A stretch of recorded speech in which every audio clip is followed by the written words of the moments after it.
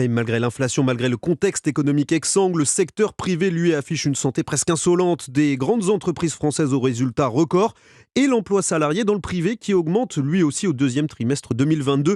102 500 créations nettes d'emplois, c'est ce qu'annonce l'INSEE aujourd'hui.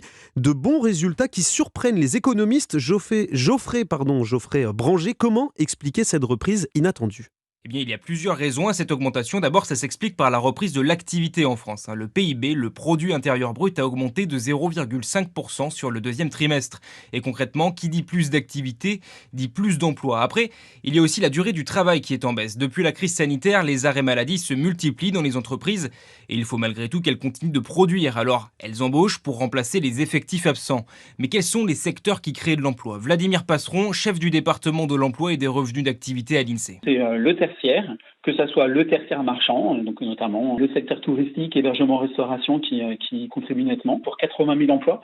Et puis de l'autre, on a le tertiaire non marchand pour 20 000 emplois. Le tertiaire non marchand qui correspond à l'administration publique, l'enseignement ou encore la santé, des chiffres qui expliquent donc en grande partie ces bons résultats. Les autres secteurs sont soit en légère hausse, soit stables. Seule ombre au tableau, l'industrie où les créations d'emplois restent inférieures à leur niveau d'avant-crise. Par rapport à fin 2019, 12 000 emplois ont été supprimés. Geoffrey Branger du service économie d'Europe 1.